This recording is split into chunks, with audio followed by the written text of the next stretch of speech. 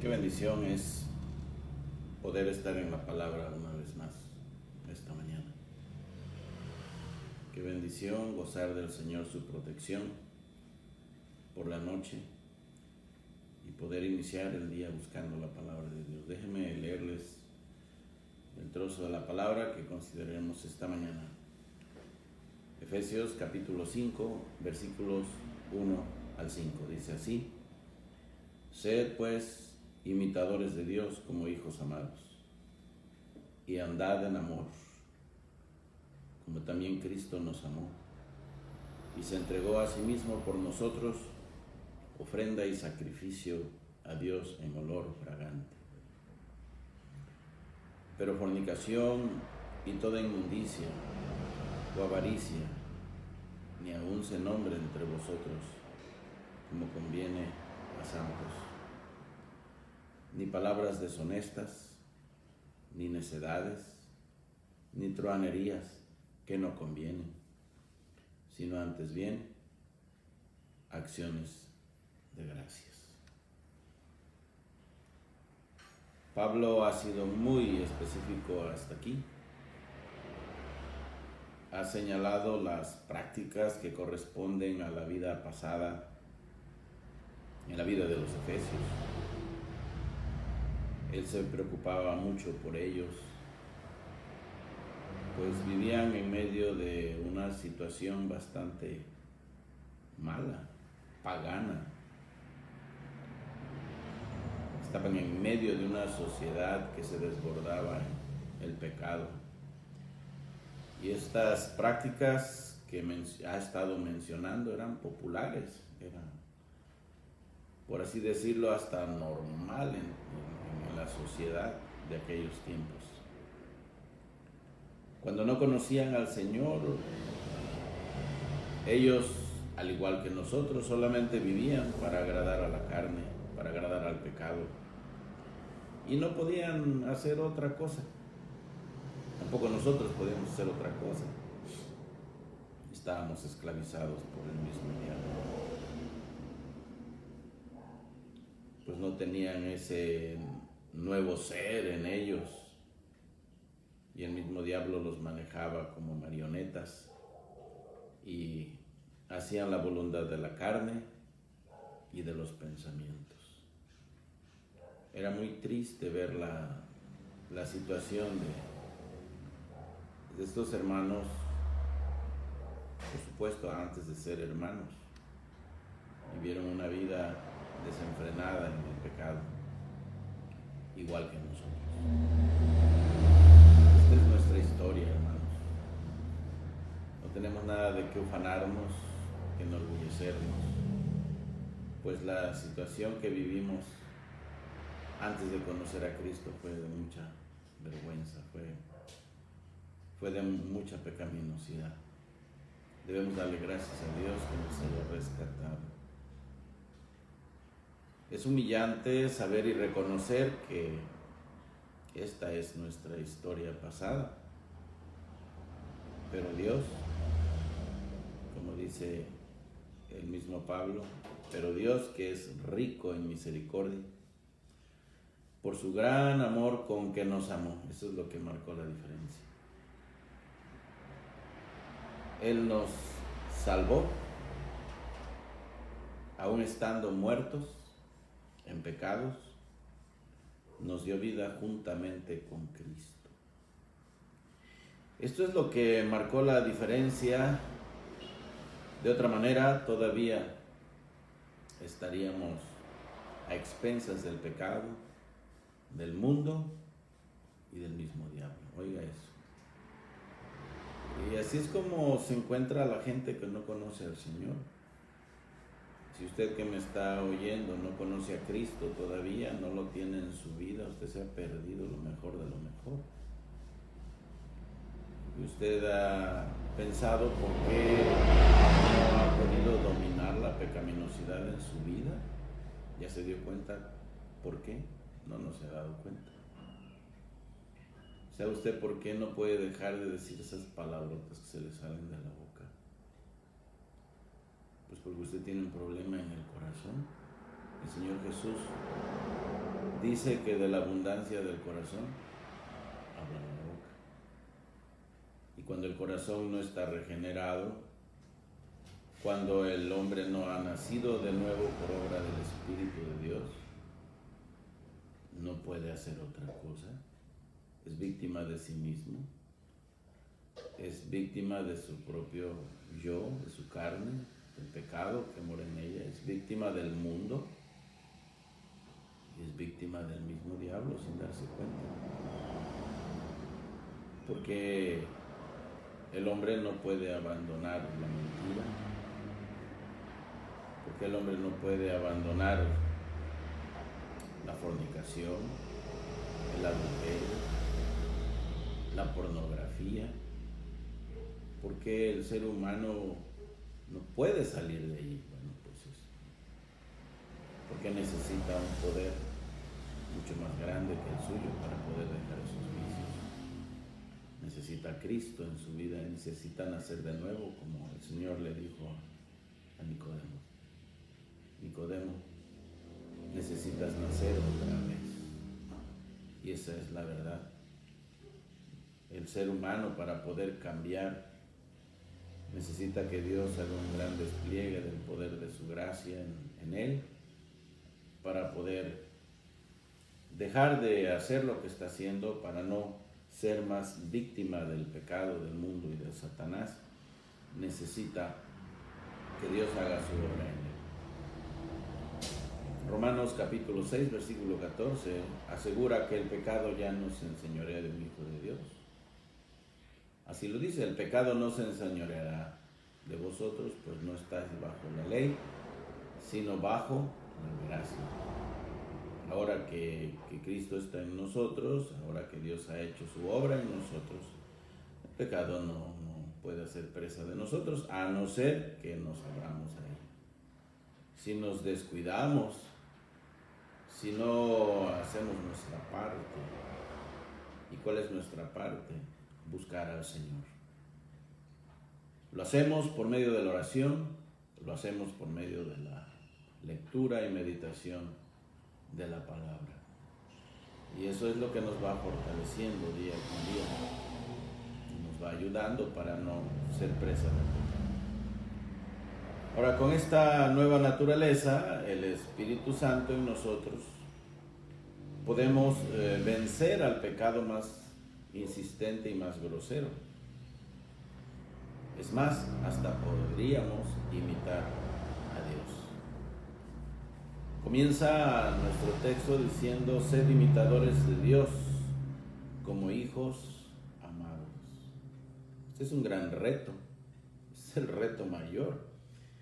Pablo nos presenta ahora un reto mayor. Pablo pide en 3 ocasiones que le imitemos a él. Lo hace en 1 Corintios 11:1, lo hace en 1 Corintios 4:16 y lo hace en Filipenses 3:17. Él pide que lo imitemos en todo aquello. Dice Pablo que yo imito al Señor, imítenme a mí, así como yo soy imitador de Cristo. Pero en esta ocasión va un paso más allá, va mucho más allá. Y dice: sed imitadores de Dios. Ahora el reto es no solamente que me imiten a mí, ahora ustedes van a moverse por sí mismos y ahora a ustedes les toca. Ahora van a imitar a Dios. Prácticamente viene siendo lo mismo. Cuando él dice: en lo que ven que yo hago, ustedes hagan. En lo que yo imito a Dios, así como yo imito a Cristo, ustedes imítenme a mí. Dicen prácticamente lo mismo. Pero es muy interesante que ahora no dice imítenme a mí, ahora está diciendo imiten a Dios. Wow, ¿cómo voy a imitar a Dios? No me puedo comparar con Él. Él es tan santo, Él es más santo que Pablo. No se puede comparar la santidad de Pablo con la de Dios, ni la conducta de Pablo con la de Dios, puesto que Pablo todavía tenía pecado en su ser. Él lo reconoció: yo soy carnal y vendido al pecado, y luego dice imítenme a mí. Pues ¿cómo, Pablo, te voy a imitar? Bueno, es que aunque él reconocía que tenía pecado, él intentaba imitar a Cristo, él le servía con amor, él predicaba con pasión el Evangelio, se preocupaba por las almas, discipulaba, enseñaba, viajaba, trabajaba, un hombre imparable. Dice, imítenme, eso vale la pena que lo hagan, pero ahora va más allá y dice, Efesios, imiten a Dios. Es muy atrevido decir eso. Bueno, pues la oración de Pablo por los efesios es que fueran ellos lo más posible como Dios. ¿Sí? Miren ustedes, la oración de Pablo es la misma oración del Señor. Él dice, sed pues vosotros perfectos como vuestro Padre que está en los cielos es perfecto. Esto lo pidió el Señor. O sea que esa medida de limpieza, de santidad, de madurez, de entrega, debe apuntar hacia la medida de Cristo. Es la estatura del varón perfecto. Es triste ver cómo nos andamos comparando, nos andamos midiendo unos con otros. Y normalmente encontramos a unos cuantos que son como nosotros y menos que son más santos que nosotros. Unos cuantitos son más santos que nosotros, pero la mayoría están abajo de nosotros, ¿verdad? Es una gran mentira. Ahora dice el Señor, sed pues vosotros perfectos, como vuestro Padre que está en los cielos es perfecto. A ver si pueden. Ese es un reto muy grande, pero hacia allá debemos apuntar, hermanos. A esa medida, esa es la estatura de Cristo. Pedro hace lo mismo en su primera epístola, en capítulo 1, versículos 15 y 16. Dice, sino como aquel que os llamó es santo, sed también vosotros santos en toda vuestra manera de vivir. Porque escrito está, sed santos, porque yo soy santo. Esta es la orden del Señor, es un mandato del Señor. Ustedes deben ser santos. Ahora, ¿cómo lograr ese en el aspecto moral, ¿verdad? El grado de santidad de Dios? Pues aquí no lo vamos a lograr, mis queridos hermanos. Pero la palabra de Dios, a través de sus escritores, nos está diciendo, nos está motivando a que apuntemos hacia allá. Y un día lo lograremos. Yo sé que hay quienes hoy día creen, hay iglesias que creen en el perfeccionismo. Ellos creen que uno puede llegar a ese grado de perfección total en esta vida y que ya no debemos pecar. Hay personas que se enojan cuando me oyen hablar así. Y bueno, tienen sus textos ahí de donde agarrarse, ¿verdad? Sobre todo en Primera de Juan, en capítulo 3, que si no se entiende bien lo que dice, si uno no estudia a fondo lo que Juan quiere decir, pues llegaremos a la misma conclusión de estas iglesias o de estos hermanos que piensan que un cristiano ya no debe pecar y que definitivamente si es hijo de Dios no lo hará otra vez. La verdad es que sí lo hacemos, si pecamos, en la experiencia lo sabemos. No necesitamos entender a fondo el versículo y tener un conocimiento teológico profundo para saberlo, porque en la experiencia lo sabemos. En una ocasión recuerdo que cuando estaba haciendo ahí mis primeras prácticas para predicar, me tocó, el seminario me envió, estaba en Puebla, era allá el año de 1974, me enviaron a trabajar a una iglesia que era de este corte, se llamaban Los Peregrinos, así se llamaba la iglesia de los Peregrinos, y era una rama de la iglesia metodista. En realidad era yo como misionero de la iglesia metodista grande de la ciudad de Puebla, en una iglesita, una misión que tenían allí en una de las colonias de la ciudad. Y bueno, ellos ordenan mujeres allá al ministerio, entonces a mí me tocó estar bajo la dirección de una mujer, una hermana ya de edad. Y en una ocasión, predicando sobre la seguridad eterna del alma, ella me intentó corregirme y me dice: joven, por favor, corrija su doctrina. Le dije: ¿por qué? Me dice: porque usted está diciendo que cuando Dios escoge a alguien para salvación, esa persona jamás se puede perder, y eso no es así. Una persona podría creer en Cristo y luego perderse otra vez. Le dije: hermana, el Señor dice: Padre, de los que me diste, ninguno se perdió más que el hijo de perdición, para que se cumpliese la escritura. Juan 5:24 dice: de cierto os digo, el que oye mi palabra y crea al que me envió tiene vida eterna y no vendrá condenación, sino que ha pasado de muerte a vida. Y la manera en que está escrito allí en el idioma original, bueno, yo no sabía nada de griego, pero ahora lo sé. Yo solamente le leí los textos y se enojó conmigo. Me estaba costando trabajar allí con ella. Yo debía tener mucho cuidado cuando hablaba de la seguridad de la salvación, porque ella me estaba oyendo. Pero bueno, este es el problema, que hay quienes creen en eso, que un cristiano puede llegar a la perfección en esta vida. Y eso no es verdad, y no puede ser verdad, porque la verdad, en la experiencia, nosotros sabemos que pecamos. Yo le pregunté a la hermana, le dije: hermana, ¿usted no peca? Tuve que hacerle la pregunta, pero ¿usted no peca? Dice: no, yo ya no peco. Entonces, ¿cómo se llaman esas cosas que usted comete a veces por las cuales se siente mal? Dice: bueno, a veces cometo errores, pero pues yo no peco. Después descubrí que precisamente la palabra pecado significa errar. El significado de la palabra que se traduce del griego al español, pecado, es fallar al blanco, es errar. O sea, al fin y al cabo es lo mismo. Las personas, todos pecamos, no vamos a lograr la perfección. Pero sin embargo, la palabra de Dios nos insiste que busquemos este grado de santidad.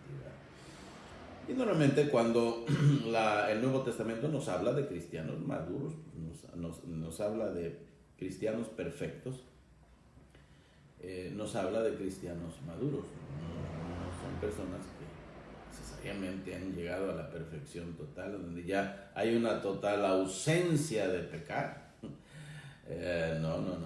Habla de hermanos que se han esforzado, que se han disciplinado, y hermanos, solamente así vamos a llegar a ello. Les comentaba en algunas ocasiones las palabras de este gran predicador, escritor Arthur Pink, predicador inglés Arthur Pink, quien Belcher escribió su biografía, decidiendo que era, titulando su libro El hombre que nació para escribir. Menciona en sus escritos Arthur Pink que Dios jamás va a bendecir a un hijo flojo. Es necesario que busquemos al Señor, hermanos. Hay un llamado a la voluntad constantemente en el Evangelio, en donde de manera paralela corren lo que es la soberanía de Dios y la responsabilidad del hombre.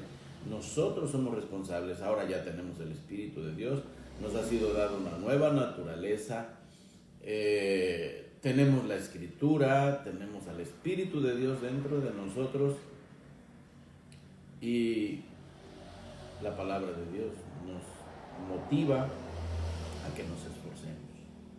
Entonces, como dije el otro día, Pablo dice a Timoteo: hijo mío, esfuérzate en la gracia que es en Cristo Jesús. Ahora, ¿quieres conocer a un cristiano maduro?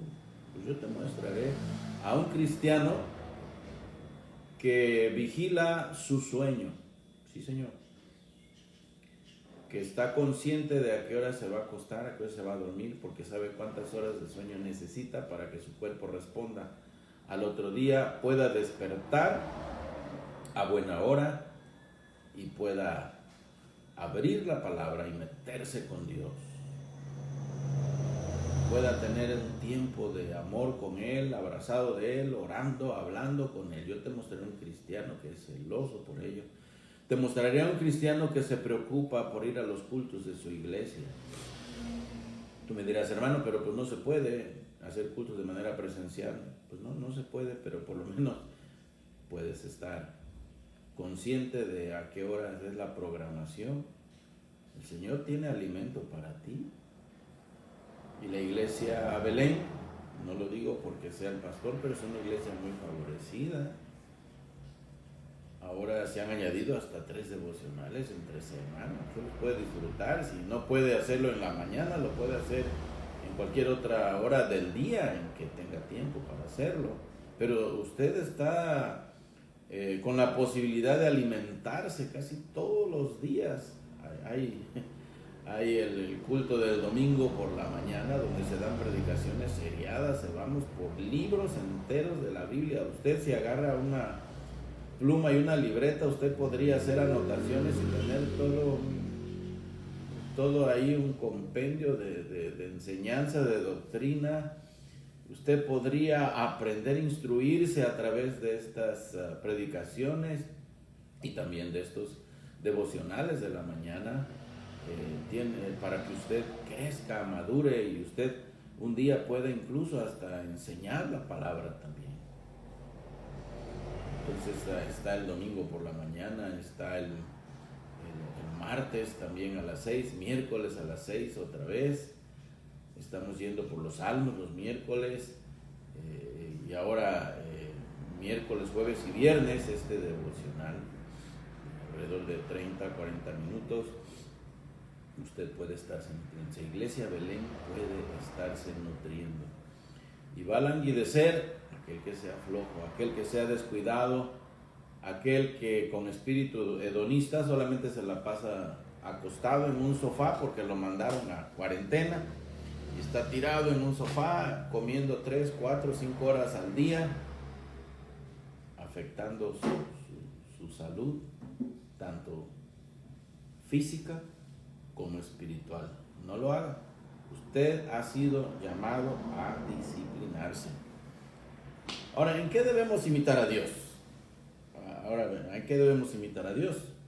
En su amor y en su santidad. En eso se resume lo que ha estado diciendo Pablo, cuando nos ha estado diciendo, despójese del viejo hombre y vístanse del nuevo hombre. Y miren, este es el ropaje del viejo hombre, este es el ropaje del nuevo hombre.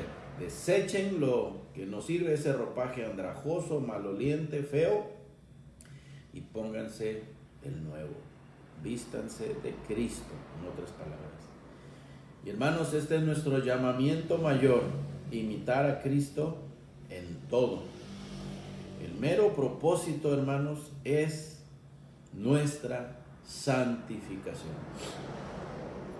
Esta es la voluntad de Dios, dijera Pablo a los Tesalonicenses. Esta es la voluntad de Dios, nuestra santificación, crecer a la semejanza de nuestro Señor Jesucristo. Y en eso Dios está trabajando y está dispuesto a trabajar contigo y conmigo todos los días.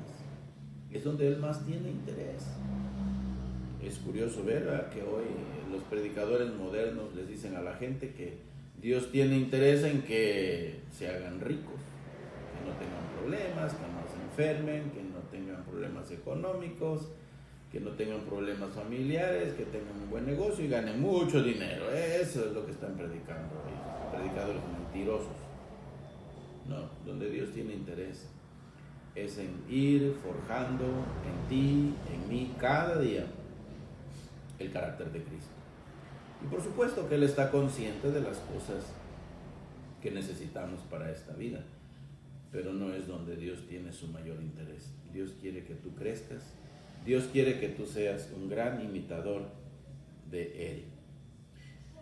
Y ya de manera específica, vuelve otra vez a decir, andad en amor, como Cristo nos amó. ¿Y cómo nos amó Cristo? Bueno, pues nos dice Romanos 5:8, Romanos 5:8. En esto muestra Dios su amor para con nosotros, en que siendo aún pecadores, Cristo murió por nosotros. Él nos esperó a que nosotros cambiáramos. Él nos esperó a que estuviéramos ya, que fuéramos capaces de vencer el pecado, que se nos quitara todo lo malo, ¿no? Pablo, en ese capítulo 5 de Romanos, describe nuestra condición y es pésima. Para empezar, éramos enemigos de Dios. En segundo lugar, estábamos enfermos, porque eso es lo que significa la palabra débil. Por cuanto éramos débiles, esa palabra que se traduce débiles, en realidad significa que estábamos enfermos, imposibilitados. ¿Qué puede hacer un enfermo? Alguien que está ya para morir, no puede hacer nada por sí mismo. Y así estábamos. Entonces éramos enemigos, además estábamos enfermos, y en tercer lugar, pues aún estando en esa condición, dice, cuando éramos sus enemigos, Cristo murió por nosotros. En esto muestra Dios su amor para con nosotros, en que siendo aún pecadores, enemigos, enfermos y pecadores. Qué manera de describir nuestra condición pésima, terrible, antes de conocer al Señor. Sin embargo, aún en esa situación, Cristo nos amó. Dios nos amó. Entonces, cuando se trata de amar, el mejor ejemplo es el Señor Jesucristo, entregándose en sacrificio por nosotros. Ahora, este lenguaje es 100% antiguo testamentario.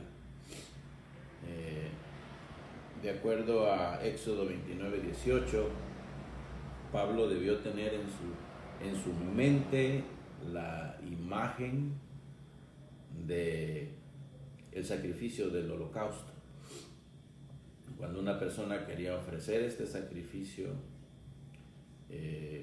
debía llevar el animal, debía ofrecerlo.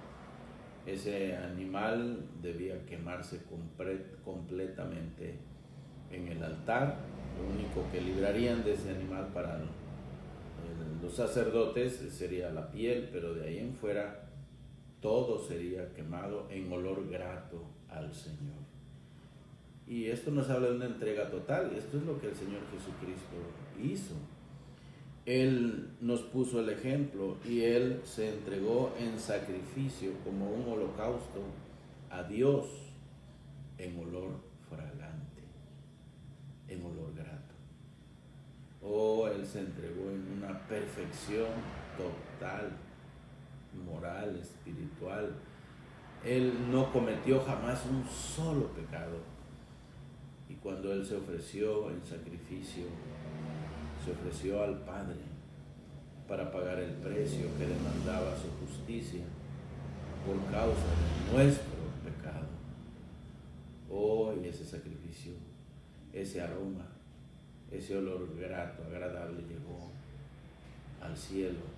Y Dios se sintió tan agradado como cuando lo dijo en su bautismo: este es mi Hijo amado en el cual yo tengo contentamiento.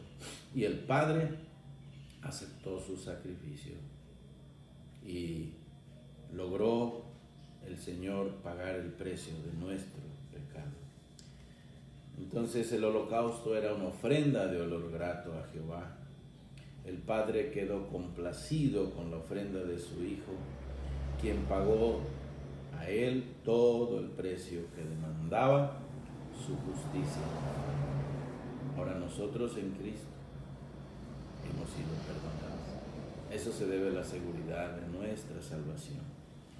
Luego les previene de pecados, de manera específica. Otra vez va a mencionar algunos pecados más.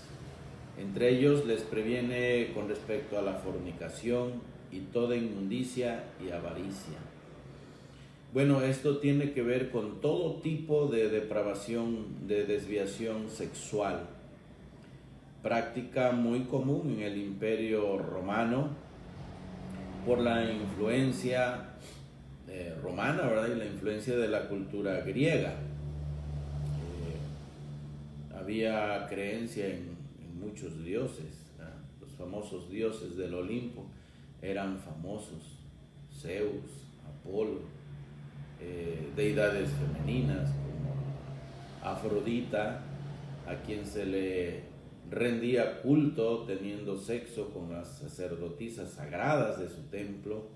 Eran miles, y esas mujeres estaban dispuestas a complacer los instintos sensuales de los hombres que visitaban los lugares donde estos templos eran edificados. Y bueno, la adoración también a la diosa Artemisa, a la diosa cazadora, a Diana, de los romanos, era tremendo. Entonces era grave la situación. Ahora, los dioses griegos, como ya hemos visto en otras ocasiones, eran dioses inmorales, eran mentirosos, eran tramposos, no se distinguían por ser santos, por ser limpios, por ser honestos, eran traicioneros y eran inmorales. Se habla de dioses que a veces tenían relaciones incluso con sus propias hijas. Era una cosa terrible el mundo antiguo. Bueno, pues no tan diferente al nuestro, ¿verdad? Cuántas cosas se practican hoy día, cuántas cosas no se hacen. Este pecado sigue siendo muy popular en la sociedad moderna. No se diga más del asunto del homosexualismo, el lesbianismo, pederastia. Hoy derramamos lágrimas los cristianos, ¿verdad? Al escuchar, hace una semana escuchaba que se está queriendo legislar para exonerar de culpa a personas que practican la pederastia, considerándolo como algo no malo ahora en la sociedad. ¿A quién se le puede ocurrir algo así? Solamente a personas que están completamente desviadas en sus mentes, que el pecado les ha hecho un daño terrible y que han perdido su capacidad de razonar, por lo menos de razonar de manera normal, ya ni siquiera como cristiano, pero sí por lo menos hacer uso de la razón. ¿A quién se le ocurre que un hombre puede ser para otro hombre? No se necesita ni ser muy inteligente, ni se necesita mucho estudio para decidirlo, que el cuerpo de una mujer fue diseñado para un hombre y el cuerpo de un hombre solamente para una mujer. Aunque la gente diga, no importa el sexo, no importa, lo que importa es el amor, y el amor es puro.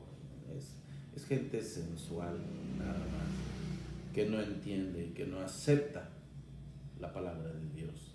Pues así eran los dioses griegos. Eran inmorales, eran sucios, eran mentirosos. Eran tan entregados a la gratificación de sus apetitos sensuales y a toda clase de pecados inimaginables, vaya. Y tal como sus dioses eran los que creían en ellos. A través de esas prácticas inmorales, Satanás busca desviar a los mejores hijos de Dios. Y aquí tenemos la combinación perfecta: la inmoralidad sexual y la avaricia. Fíjense ustedes, la avaricia es comparada a la idolatría. ¿Por qué? Porque una persona que es avara, una persona que adora el dinero, que adora la ganancia material y que hace todo por obtenerla sin importar que tenga que quebrantar las leyes de la moralidad y la ley de Dios. Entonces, aquí tenemos la combinación perfecta: la inmoralidad y la avaricia. Porque dice MacArthur que una persona inmoral es inevitablemente avara. Ve usted estos predicadores de la televisión que son tan famosos. Y si usted revisa la vida de esos predicadores que hacen tanto énfasis en el dinero, la prosperidad, y se jactan de tener grandes mansiones y de tener carros de lujo y de tener grandes propiedades, y que porque ellos han hecho siembras muy buenas en la obra de Dios y Dios les ha recompensado. No, hermanos, la mayoría de ellos, si no es que todos, han estado bajo investigación de las autoridades por el mal manejo de fondos, de dinero. Los predicadores de la prosperidad, los que menos dinero tienen en el banco, tírele usted unos 20 millones de dólares, 20 millones de dólares mínimo, porque la gente les da dinero. En ese afán, en esa ambición que tiene también la gente, ellos saben cómo manipular a la gente y que la gente les dé demasiado dinero. Pero bueno, como dice yo, que tiene razón MacArthur, una persona que es inmoral es inevitablemente avariciosa. En el versículo 4 hay 3 clases de pecados de la lengua, y sobre estos también nos advierte el apóstol Pablo. Dice: ni palabras deshonestas, ni necedades, ni truhanerías que no convienen, sino antes bien acciones de gracias. Ahora, ¿de qué nos está advirtiendo el apóstol Pablo aquí? Él quiere que sus amados efesios sean personas rectas. Él quiere que ellos hagan las cosas bien. Él los quiere ver crecer. Él quiere que sean estables, pero Él quiere que sean limpios, que sean sanos. Si hay algo en que hace énfasis el Antiguo Testamento, es en la limpieza. ¿Verdad? A cada rato mandaban a bañarse al sacerdote. De hecho, había un artefacto a la entrada del tabernáculo llamado el lavacro, que era donde los sacerdotes tenían que lavarse antes de entrar, cuando ofrecían sacrificios fuera del campamento, dentro y fuera del campamento, tenían que bañarse. El que lo ofrecía tenía que bañarse, el que recogía la ceniza tenía que bañarse, el que iba y se deshacía de lo inmundo tenía que bañarse. A cada rato bañarse. ¿Qué nos está hablando? Bueno, 2 cosas. Una, Dios estaba cuidando la salud de estas personas, porque fácilmente se podrían contaminar y podrían enfermarse. Pero en segundo lugar, y creo que lo más importante, está apuntando hacia lo que el Nuevo Testamento ahora con claridad nos explica: que Dios quiere que seamos santos. Una palabra, eso es. Dios quiere que seamos santos, que seamos personas limpias. ¿Verdad? Él quiere que crezcamos en santidad. Y aquí hay 3 clases de pecados que tienen que ver con la lengua. Habla de las palabras deshonestas, habla de necedades y habla de truhanerías. Las palabras deshonestas, ¿verdad?, tienen que ver con el lenguaje obsceno, necio, sucio e inmoral. Eso destruye la vida santa y el testimonio piadoso de un cristiano. Usted no puede darse el lujo de decir: yo soy cristiano, pero cuando usted habla, su boca expresa obscenidades, salen palabras podridas de su boca. Como dice Pablo, ninguna palabra corrompida, dice en el versículo 29 del capítulo anterior, ninguna palabra corrompida salga de vuestra boca, es decir, ninguna palabra podrida. Y esa clase de expresiones son palabras descompuestas, huelen mal, son descompuestas, no sirven. Un lenguaje obsceno es un lenguaje necio, es un lenguaje sucio y destruye el testimonio del Hijo de Dios, del cristiano. ¿Cómo nos van a escuchar los pecadores si ven que nuestra manera de hablar es como la de ellos? Podemos nosotros buscar la excusa de que, ay, pues es que me hizo enojar. Yo no hablaría así si no me hicieran enojar, pero me sacaron de mis casillas. No hay otra manera en que me van a entender que les diga yo sus cosas. No tienes por qué hacer uso de ese lenguaje. No te rebajes a ser como un miserable hijo del diablo. Tú no eres hijo de Satanás, ahora eres hijo de Dios. Es lo que Pablo está diciendo. Tengan cuidado con ese lenguaje. ¿Qué de las palabras deshonestas? Bueno, pues eso tiene que ver con lo vergonzoso y rastrero, con lo obsceno. Esas son palabras deshonestas. Lo vergonzoso y rastrero, qué cosa tan terrible. Necedades. ¿Con qué tiene que ver las necedades? Viene de la palabra morología, que significa charla insulsa y bufonada. Es una charla insulsa, una bufonada. Son palabras, términos que no deben salir de nosotros. Y truhanerías.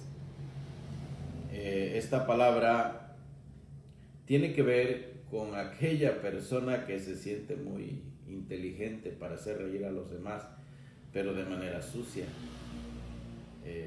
Háblese de un payaso que intenta hacer reír a la gente, hablando en doble sentido.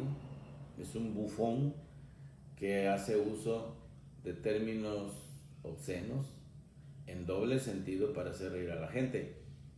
Es muy difícil ahora encontrarse con el humorismo blanco en la televisión. Es muy difícil. Creo que eso ya dejó de existir.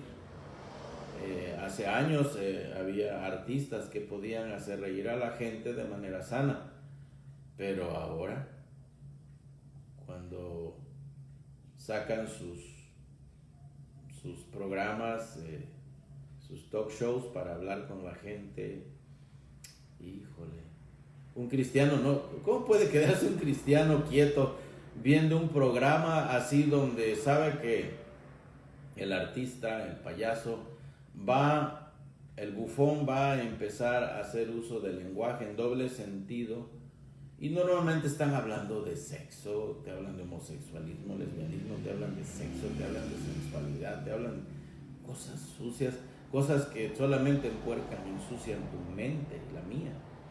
Un cristiano no se puede quedar quieto, tiene que apagar el televisor, por lo menos cambiar de canal, si algo de vergüenza nos da. Pero es muy triste que ahora ni vergüenza da. La gente cristiana se queda quieta, no dice nada, ni siquiera se incomoda. Al contrario, busca este tipo de programación, y eso es triste. Quien haya complacencia en estas cosas, más vale que vaya dudando de su cristianismo, porque a lo mejor no son hijos de Dios. Entonces, el diccionario nos dice que esto tiene que ver con ser listo en jocosidad, comicidad, pero en un sentido vulgar. Ahora, también un truán, ya si vas al diccionario, bien te dice que es un sinvergüenza. Es alguien que es descarado, es vulgar, sucio, es descarado, alguien que carece de ética y cuya moral es cuestionable. Fíjense nada más. ¿Verdad que es una palabra muy rica en significado, pero de manera negativa, vaya? Ojalá que esto no encaje con ninguno de nosotros en la obra. También se considera truán a alguien que estafa con engaño a las personas como medio de subsistencia. Que llegue ante la iglesia, ¿verdad? O use el Facebook para provocar mucho sentimiento en los demás. ¿Verdad? Ay, me duele aquí, me duele allá, ay, tengo este problema, ay, aquello, ay, lo otro.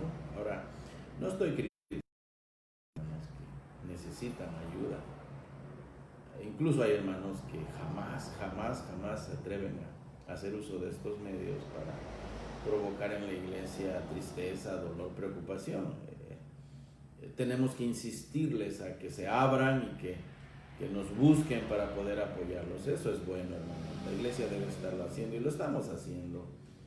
Lo estamos haciendo en la medida de nuestras posibilidades como iglesia.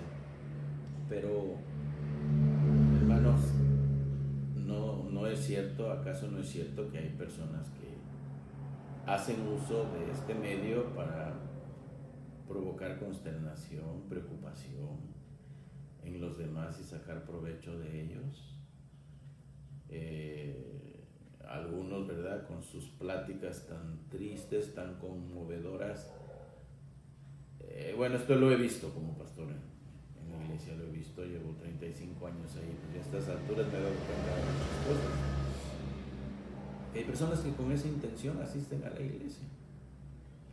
No van con la intención de entregarse a Dios y de servir y ser de bendición. Ellos actúan como un truán, aprovechándose del buen corazón de los hermanos. Si lo hace un pagano está bien, ¿no? Ya sabemos que es normal y eso se acerca, ¿no? Es muy común ver a paganos llegar a la iglesia solamente para pedirle una ayuda y luego desaparecerse. Pero eso a que lo haga un hijo de Dios, eso no es correcto.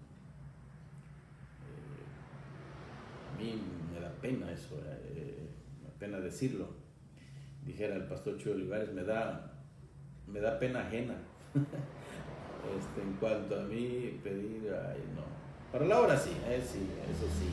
Ya les voy a molestar siempre que esté allí.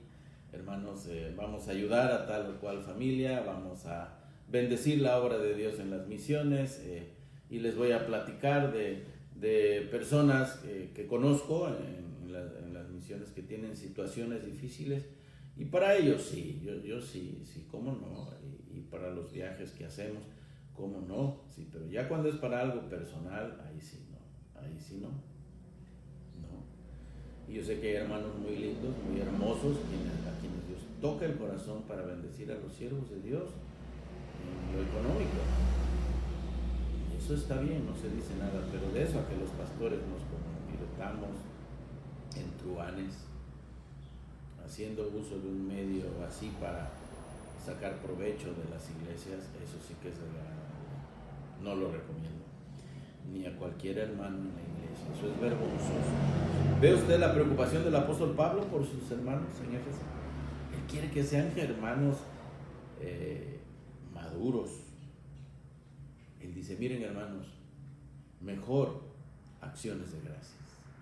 En lugar de andar ahí con un mal testimonio, en lugar de andar haciendo cosas que no debemos, en lugar de entregarnos a la truanería, miren, más vale que andemos con acciones de gracia. Estemos agradecidos al Señor por lo que nos da, por lo que no nos da, estemos contentos con ello, como dice Pablo también a los jefes, porque la carta de Timoteo era también para ellos seguramente. Él estuvo de pastor en esa iglesia también. Y dice, hermanos, así que teniendo sustento y abrigo, estemos contentos con eso, con ello. Porque nada hemos traído a este mundo y sin duda nada podremos sacar. Así que teniendo un lugar, un techo donde vivir y teniendo comida, lo suficiente, estemos satisfechos. Demos gracias a Dios. Debemos pasarnos la vida mejor agradeciendo al Señor. Hermanos, espero que el Señor les haya hablado esta mañana. Espero que el Señor haya tocado sus corazones. Y si hay algo que corregir, que sí lo hay, ¿verdad que sí, hermanos? Sí lo hay. Yo tengo cosas que corregir en mi vida. Ya son 51 años de conocer al Señor y todavía Dios está trabajando en mí. Y bueno, pues los dejo, hermanos, porque todavía me falta un capítulo de mi devocional. Todavía me falta un capítulo y espero que ustedes también estén metidos en la palabra, mis hermanos y hermanos. Ha sido un honor compartir el mensaje de la palabra de Dios. Lo hago para mi Señor y ojalá que sea también para el beneficio de ustedes. Que el Señor les bendiga. Disculpen que no nos despedimos con música esta vez. Para el día de mañana, primero Dios lo haremos. Dios les bendiga, hermanos. Hasta la próxima.